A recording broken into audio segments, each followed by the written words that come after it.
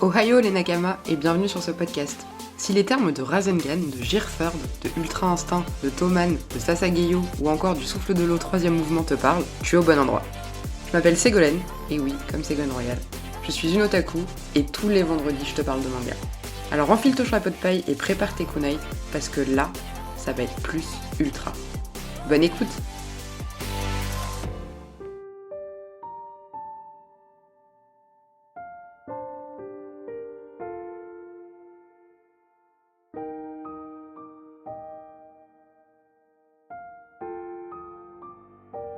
Donc aujourd'hui, j'ai décidé de vous parler d'un personnage que j'adore, un personnage qui historiquement est mon personnage de manga préféré, un personnage de la saga mangaesque la plus connue du monde, à savoir le personnage de Vegeta dans Dragon Ball et Dragon Ball Z et Dragon Ball Super et Dragon Ball GT. Comme je l'ai précisé dans mon épisode d'introduction, alors si vous l'avez pas écouté, je vous invite à le faire tout de suite, il est dans la liste. Dragon Ball, c'est le seul manga que j'ai lu et que j'ai vu quand j'étais petite, c'est vraiment mon premier rapport avec les mangas. J'avoue que j'ai pas continué après Dragon Ball Z parce que j'ai préféré rester sur des bons souvenirs, même si apparemment Dragon Ball Super finalement c'est pas si mal. Du coup Vegeta, depuis que je suis petite, ça a toujours été un de mes personnages préférés. Donc je le mets pas dans mes tops et mes classements de personnages parce que pour moi il est hors catégorie, il est inclassable et il gardera toujours une espèce de place particulière dans mon cœur. Je le préfère de loin à Goku et donc calmez-vous parce que je vais vous expliquer pourquoi dans cet épisode. Évidemment, je ne pense pas que ce soit très utile de le préciser, mais Dragon Ball, c'est le manga un peu père fondateur du shonen qu'on connaît aujourd'hui. Donc tous les mangaka des mangas qu'on va lire de nos jours actuellement reconnaissent quasiment tous s'être inspirés et admirés Akira Toriyama, donc l'auteur de Dragon Ball, qui a su créer un vrai univers à part entière qui, plus de 30 ans après, continue de perdurer et de faire rêver petits et grands. Et ce qui est beau, c'est que Dragon Ball s'est tellement étalé sur plusieurs générations qu'aujourd'hui on peut voir des parents et des enfants qui partagent une passion pour ce manga. Alors encore une fois, je pense que vous connaissez Dragon Ball, et si c'est pas le cas, vraiment, c'est que vous avez vécu dans une grotte pendant plus de 30 ans. Un rapide rappel sur cette œuvre, donc l'auteur, le mangaka, c'est Akira Toriyama, le GOAT que tout le monde connaît. Dragon Ball est sorti donc en 1984, et ça a duré jusqu'en 95, et ça comptabilise un total de 42 tomes. Donc il faut savoir que les mangas, ces 42 tomes, englobent l'animé Dragon Ball Z. En France, il a été édité chez les éditions Glénat depuis 1993. Enfin, l'animé a commencé pour Dragon Ball entre 86 et 89, et qui comptabilise 153 épisodes, et Dragon Ball Z, c'est de 89 à 96 avec 251 épisodes. Moi je trouve ça fou de me dire que Dragon Ball ça a été diffusé et ça s'est terminé avant même que je sois née. Alors un petit résumé rapide, même si c'est un peu difficile de résumer cette œuvre tellement elle est longue, mais Dragon Ball du coup c'est l'histoire de Sangoku. Donc Sangoku c'est un petit garçon qui a une mystérieuse queue de singe et qui a de grandes dispositions pour les arts martiaux. Qu'il est élevé par son grand-père dans un coin un petit peu reculé, et au décès de son grand-père il rencontre Bulma. Donc Bulma qui est une jeune fille assez maligne qui adore inventer plein de trucs, et ensemble ils partent à la recherche des fameuses boules de cristal, les Dragon Ball, afin de pouvoir rencontrer le mythique dragon Shenron et de pouvoir faire un vœu. Ils ont compris que les Dragon Ball permettaient de faire un vœu si on les rassemblait. Et évidemment, en route, ils vont rencontrer de nombreux personnages qui seront tantôt des grands ennemis, tantôt plutôt des alliés. Ensuite, on a l'histoire de Dragon Ball Z. Alors Dragon Ball Z, l'animé est tiré des 17 derniers tomes du manga. Dragon Ball Z, ça se passe des années après la fin de Dragon Ball, donc Goku a grandi, s'est marié avec Chi-Chi, et ils ont eu un petit garçon qui s'appelle Gohan. Mais à ce moment-là, apparaissent sur Terre de mystérieux personnages qui clament haut et fort qu'ils viennent de la planète Vegeta, planète des Saiyans, et qui explique à Goku qu'il fait partie de leur peuple. Donc commence alors une nouvelle ère dans les aventures de nos héros qui va les entraîner dans des grandes aventures.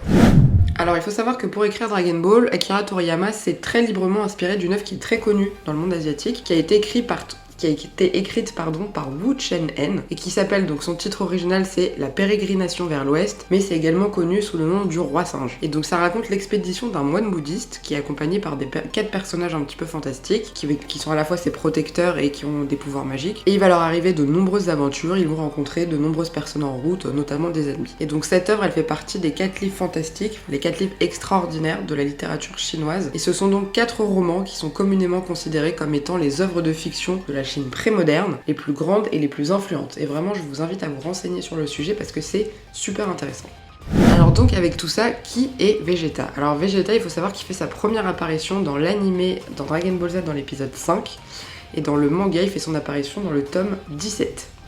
Alors en ce qui concerne un petit peu la création du personnage, en ce qui concerne son nom déjà, donc c'est le nom de sa planète d'origine, donc la planète Vegeta, et son nom vient en réalité du mot vegetable en anglais qui signifie légume. Alors Akira Toriyama a décidé de donner à tous ses personnages Saiyan des noms en rapport avec des aliments. Alors il faut savoir en parlant de Toriyama que Toriyama n'aimait pas le personnage de Vegeta et que originellement Vegeta devait mourir sur la planète Namek suite à son combat avec Freezer, sauf que de nombreux fans qui se sont vraiment attachés à ce personnage ont envoyé des tonnes et des tonnes de courriers à Toriyama pour le supplier de ne pas tuer Vegeta et de le laisser dans l'histoire. Mais c'est pour ça que Vegeta est toujours là aujourd'hui, et c'est pour ça aussi que Akira Toriyama le martyrise et qu'il est condamné à rester l'éternel second, puisque ce n'est pas un personnage qu'il apprécie particulièrement, mais paradoxalement, et on le verra dans la suite de cet épisode, c'est un des personnages qui a le développement le plus intéressant. Physiquement, au niveau de son physique, donc il est pas très grand Vegeta, mais bon, ça ne l'empêche pas d'être un GOAT, comme beaucoup d'autres personnages de manga qui sont petits, aka Levi Ackerman dans SNK, ou Edward Elric dans Full Metal Alchemist. Donc comme tous les Saiyans, il a les cheveux et les yeux noirs, et il a une coupe de cheveux un petit peu en l'air, montée. Sa couleur de cheveux change évidemment au gré de ses transformations, donc ils peuvent devenir jaunes, ils peuvent devenir bleus, et il s'habille très souvent en tenue de combat traditionnelle Saiyan, avec cette fameuse combinaison qu'on lui connaît tous, qui est bleu nuit, et souvent doublée d'une armure jaune et blanc. Donc c'est un personnage qui a des traits assez dur, assez anguleux, il sourit très rarement, ou alors quand il sourit c'est un sourire de psychopathe parce qu'il va se battre. Contrairement à Goku par exemple qui a des yeux un petit peu plus ronds et un petit peu plus enfantins, Vegeta il a toujours les sourcils très froncés, très noirs. Un personnage très dur.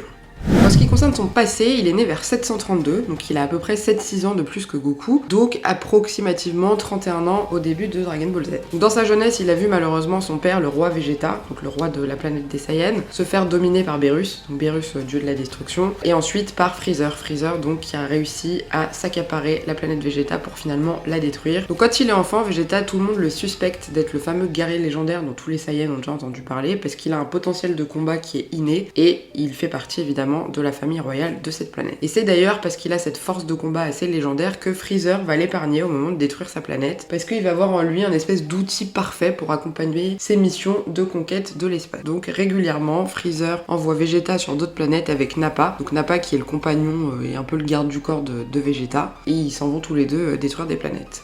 Et donc en grandissant, Vegeta n'a qu'un seul objectif dans sa vie, c'est de tuer Freezer pour 1 se libérer de son emprise et de 2 prendre sa place pour diriger l'univers. Rien que ça.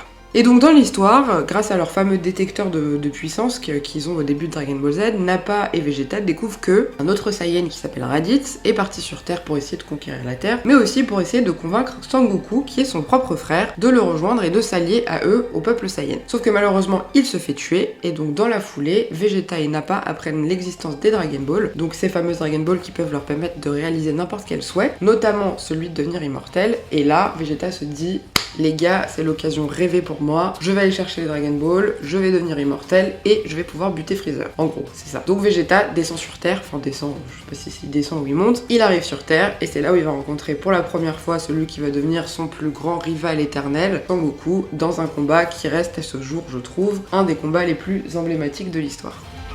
Au niveau de son caractère, alors je vais revenir un petit peu plus en détail là-dessus dans la suite de cet épisode, mais déjà donnons un premier aperçu au début de l'histoire du caractère de Vegeta. Donc Vegeta, c'est le prince des Saiyans. Depuis qu'il est petit, on lui répète qu'il est la star des Saiyans, potentiellement le guerrier légendaire dont tout le monde a entendu parler. Donc c'est un combattant qui est très fort, il est très fier, très orgueilleux et très méprisant. Donc il a très peu de respect pour la vie humaine, il adore conquérir, il adore vaincre. Alors vaincre, ça c'est pour ne pas dire pour écraser littéralement ses adversaires. Il est en constante recherche de pouvoir et il ne montre jamais ou très peu ses vrais sentiments. Et donc au début de l'œuvre, il coche vraiment toutes les cases de l'antagoniste parfait, le désir de conquête, le désir de puissance, la cruauté, l'absence de scrupules, et surtout une fierté démesurée.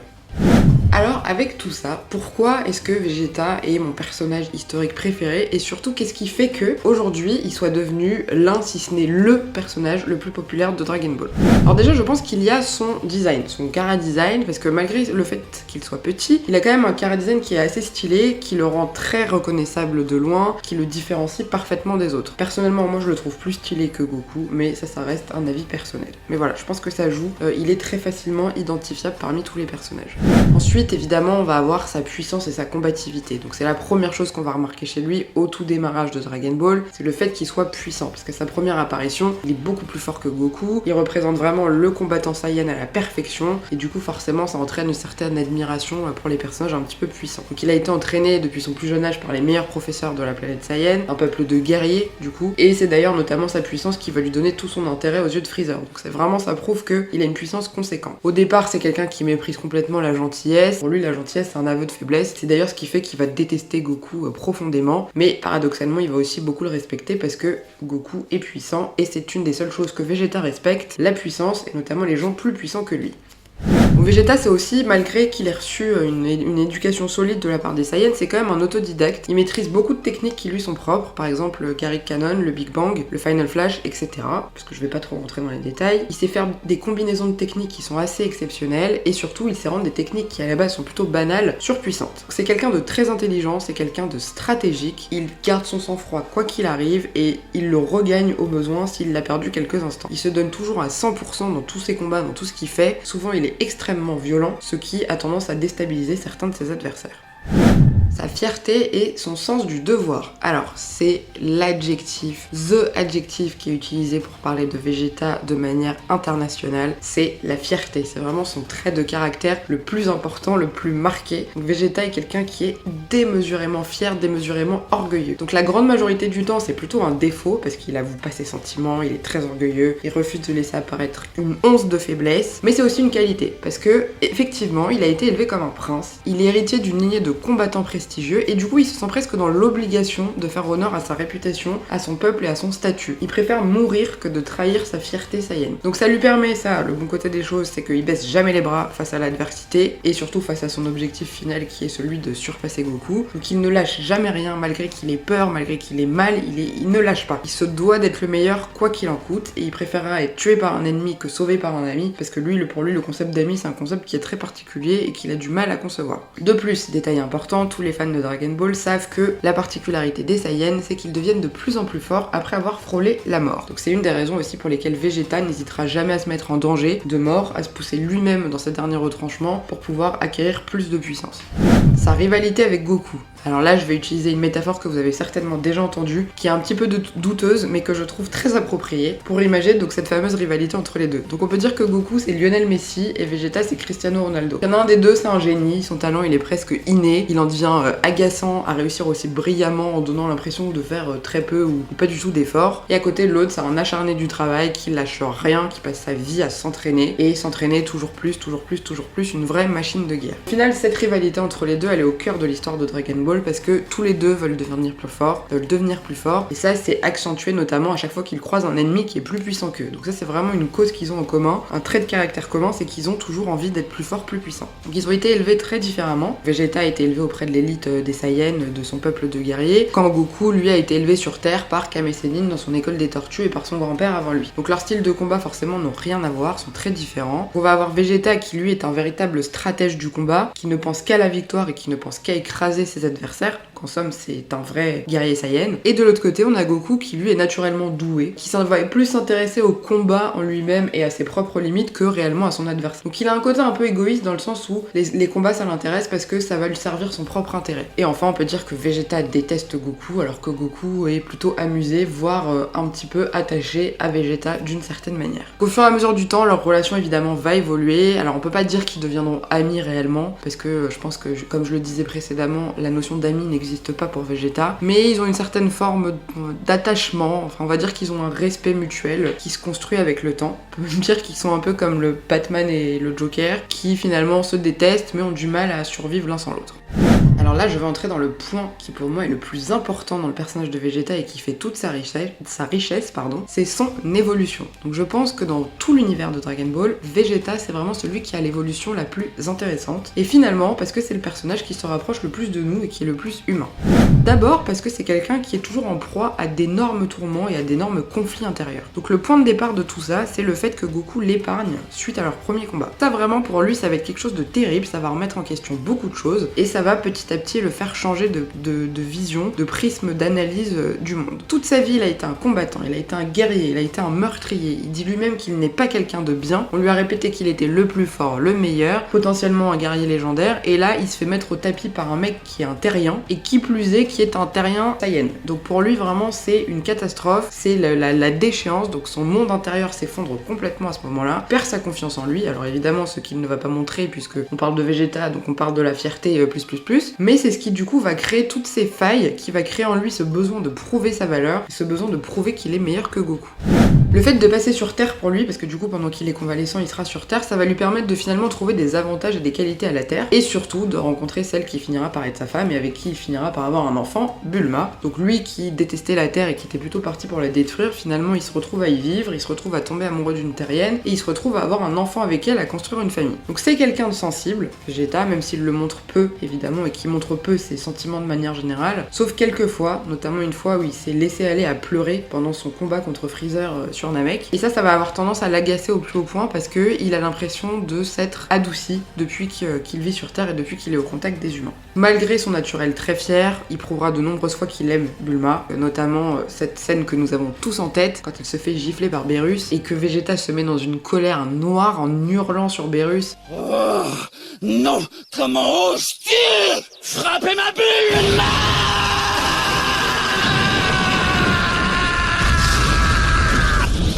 Tu vas me le payer! Et donc juste, il est en train de s'adresser au dieu de la destruction, donc dans le plus grand des calmes, sans pression, pour montrer quand même à quel point il tient à elle. Et le seul domaine où Vegeta surpasse de loin Goku, et je pense que là-dessus il n'y a aucun débat, et si vraiment quelqu'un ose me contredire, je demande à échanger avec cette personne, c'est sur la paternité, en tant que père de famille. Donc Goku est un père de famille complètement pété. Il n'y a pas de débat là-dessus, alors que Vegeta, pour le coup, il prend son rôle très au sérieux, il aime son fils Trunks plus que tout, il l'entraîne sans relâche, alors parfois c'est un petit peu excessif évidemment, mais voilà, vraiment il donne tout pour son fils, et il y a des petites scènes un peu mignonnes, où il lui promet de l'emmener au parc d'attractions s'il arrive à faire certaines choses, etc. Tout comme, apparemment, alors je ne l'ai pas vu de mes propres yeux ni lu, dans Dragon Ball Super, Vegeta préfère louper un super combat avec des super adversaires pour être présent à la naissance de sa fille. Ce que je trouve super mignon, surtout venant d'un personnage comme Vegeta. Il devra évidemment au cours de l'histoire de nombreuses fois s'allier avec Goku et avec ses amis, ce qui est vraiment très compliqué pour lui et engendre une grande frustration chez lui, mais il le fera puisque c'est dans des circonstances où en général la Terre est menacée par des choses plus grandes que juste leur rivalité à tous les deux, et finalement avec le temps il va atteindre ce statut de gardien, de protecteur de la Terre, lui aussi un peu malgré lui.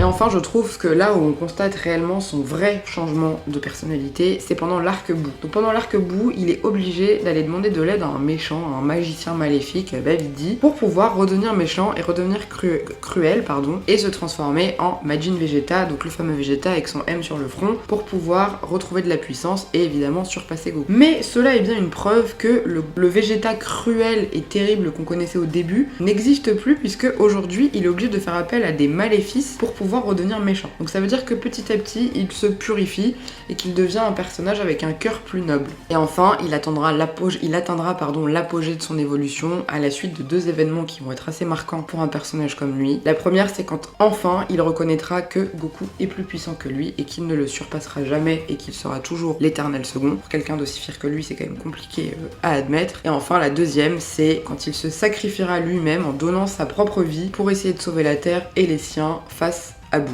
Donc cette fameuse terre qu'il a voulu détruire au début, bah là il meurt pour sauver cette planète. Et enfin une autre caractéristique de Vegeta que j'adore et qui me fait beaucoup rigoler, c'est sa phobie des vers de terre. Voilà. Donc ça c'est assez drôle et ça lui donne encore plus un petit côté humain parce qu'il a peur des vers de terre, ce qui est complètement irrationnel quand on pense que c'est un guerrier Saiyan qui n'a pas peur de grand chose. Mais comme Goku qui a une peur bleue d'Épicure, et bah Vegeta il déteste les vers de terre et c'est très marrant. Et alors en conclusion, on peut que s'attacher au personnage de Vegeta. Parce que finalement, c'est lui qui nous ressemble le plus, il fait face à des contrariétés, il fait face à des frustrations, il doit se battre plus que les autres pour arriver là où il a envie d'arriver, il a des sentiments qui sont partagés, qui sont controversés, mais malgré tout, il reste sensible, il reste fier, il reste loyal envers les siens. Et du coup, je sais pas pour vous, mais moi, ça m'engendre toujours cette grande frustration de me dire que Vegeta, malgré tous les efforts qu'il fait, il est tellement pas aimé par Akira Toriyama qu'il n'arrivera jamais. J'ai espoir que ça change. change et a priori l'histoire aujourd'hui est en train de prendre des tournants alors que je ne connais pas forcément dans les tenants, je n'ai pas tous les tenants et tous les aboutissants, mais peut-être que Vegeta un jour à sa façon aura son propre rôle d'égal à égal avec Goku. En tout cas moi j'y crois. Tout ce qu'on peut lui dire c'est Vegeta, tiens bon, courage, tout le monde t'adore et un jour peut-être que enfin tu réussiras à surpasser Goku.